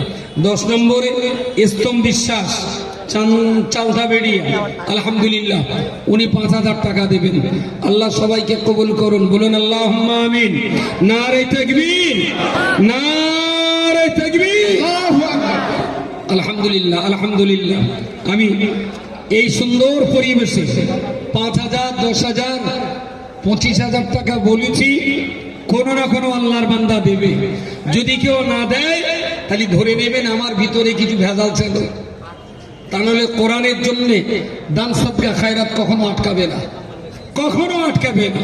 কোনো না কোনো আল্লাহর বান্দা দেবেই দেবে, যদি আমার বলার বিলতে ভিতরে ইখলাস আর খুলুসিয়াত যদি ঠিক থাকে।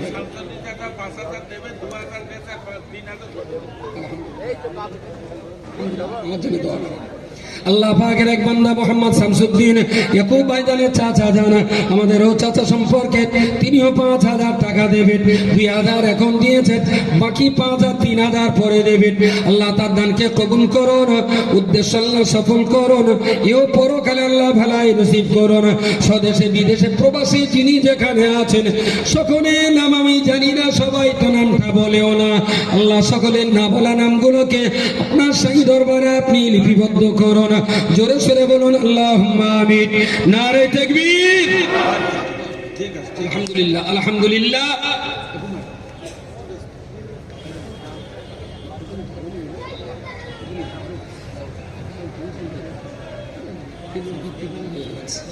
আলহামদুলিল্লাহ, যারা মজলিসে আছেন ফুলের মতো হয়ে বসুন।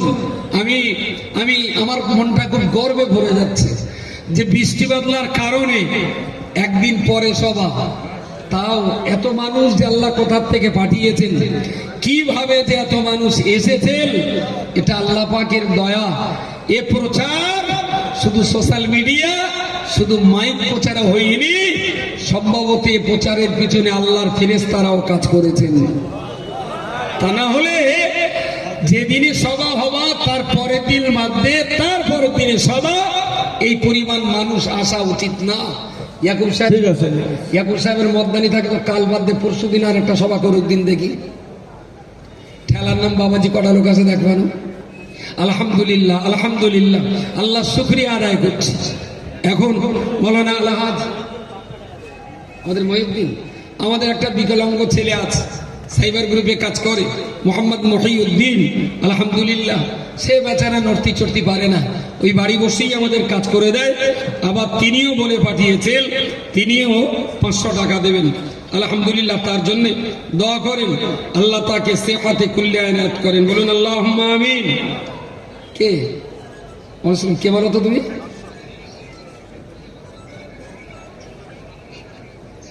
মালয়েশিয়া, কি নাম? রেজাউল ইসলাম। কোথায় বাড়ি? কোথায়? খড়িবেড়িয়া। বলো একটু তাড়াতাড়ি বলো। হ্যাঁ হ্যাঁ বলো, একটু তাড়াতাড়ি বলো, মাইকে রয়েছে তো।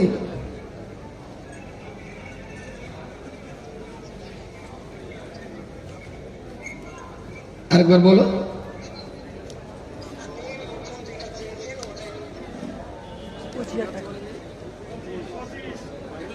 সবাই শুনুক, আরেকবার বলো দিদি।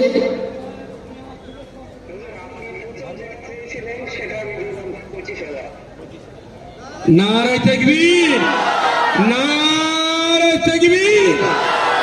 আল্লাহ দানকে কবুল করো না, উদ্দেশ্য আল্লাহ সফল করো না। তুমি একটু তোমার মুখে আলো দাও দিনে, আলো আলো আলো দাও, দেখুক পাবলিক অন্তত তোমার।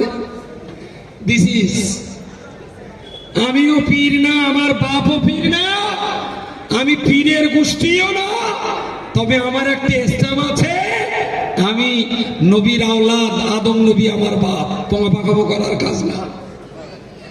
আমার বাবা আদম এখানে বসে কয়েকবার বলেছিলাম, যদি আমার চাওয়ার ভিতরে আমার যদি নফসানিয়াত থাকে, ব্যক্তিত্ব থাকে, আর তাহলে এ টাকা কেউ দেবে না। আর এর পিছনে যদি কোরআনের প্রতি ভক্তি মহব্বত আর ভালোবাসা থাকে, দুর্বলতার সঙ্গে বলিনি, হিম্মতের সঙ্গে বলেছিলাম, কোন না কোন আল্লাহর বান্দাকে আল্লাহ তারাই আল্লাহ এ দান ভবানীপুর মাদ্রাসাকে পাইয়ে দেবে। নারে তাকবীর, নারে তাকবীর। অল ইন্ডিয়া সুন্নাতুল জামাত কমিটি, মুফতি আব্দুল মতিন সাহেব, নারে তাকবীর। বাড়ি কোচিটার বাড়ি খড়িবেড়িয়ায়, থাকে মালয়েশিয়াতে। বাড়ি খড়িবেড়িয়ায়, থাকে মালয়েশিয়াতে। বলেছে ওখান থেকেই, বলে আপনি যেটা প্রথম দাবি করেছেন ওইটাই দেব। আল্লাহ যেন তার দানকে কবুল করেন, বলো না আমিন। দাঁড়াবো কান ধরে, কি জ্বালা বলো দিনি। প্রবাসের জীবন যাপনের বাধা বিপত্তি, পুলিশি লেপড়া, আইনি জটিলতা সবকিছুকে অতিক্রম করে আল্লাহ পাক তার জিন্দেগি থেকে সুখময় করুন, বলুন আল্লাহুম্মা আমিন। হযরতে মুসাব রাদিয়াল্লাহু আনহু যে ত্যাগ স্বীকার করেছিলেন, আমাদের সমস্ত দাতাদের সঙ্গে তার নামটাকে লিপিবদ্ধ করে আল্লাহ যেন জান্নাত নসিব করেন। আরো একবার বলুন আল্লাহুম্মা আমিন। নারে তাকবীর।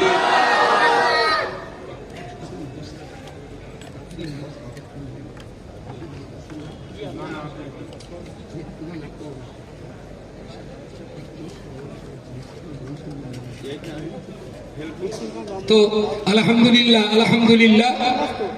এখন এসা জামাত হবে, এসা জামাতের পরে ইয়াকুব ভাই বলছিলেন যে খুব টান টান উত্তেজনার ভিতরে আমি না দাওয়াত না নিলে লোকে রেগে যায়, আর মাঝে মাঝে না এত বাজে লাগে। আজকের এই মাদ্রাসার সভা, আজকে আমার দুটো দাওয়াত ছিল, আছেও সেই দুটো দাওয়াত। সারাদিন মুহুর্মুহু তাদের শুধু পায়ে ধরতে বারণ ছিল, তোরা একটা সভার থেকে আমার আল্লাহর রাস্তায় বাদ দে, একটা সভা থেকে বাদ দে। কিন্তু সেই দুটো দলকে বলে আমি বোঝাতে পারিনি। আমি সালাম নোট করে রাখবো, দাওয়াত করতে আসিস কোনি পরে। এক পঁচিত সিট যায় না, আমার এই মজলিস ফেলে যেতে বিরাট কষ্ট হচ্ছে, কিন্তু এর পরেও আমাকে যেতে হবে, কিছু করার নেই, কারণ আমি তাদের বোঝাতে পারিনি। শেষমেশ ওয়াদা যখন করেছি, আমার ওয়াদাটা পালন রাখতে হবে।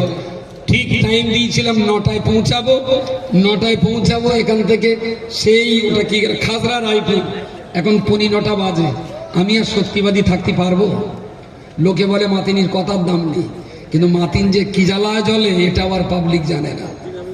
আলহামদুলিল্লাহ।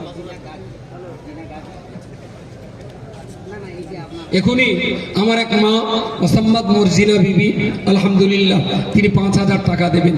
আল্লাহ তার দানকে কবুল করুন। তো আলহামদুলিল্লাহ এক্ষুনি এশার নামাজ হবে, এক্ষুনি এশার নামাজ হবে, একদম সময় দেওয়া হবে না। আজানের পরপরই জামাত হবে। যাদের ওযু আছে আগের কাতারে লাইন দিয়ে দাঁড়িয়ে যান, যাদের ওযু নেই ওযু করে নিন।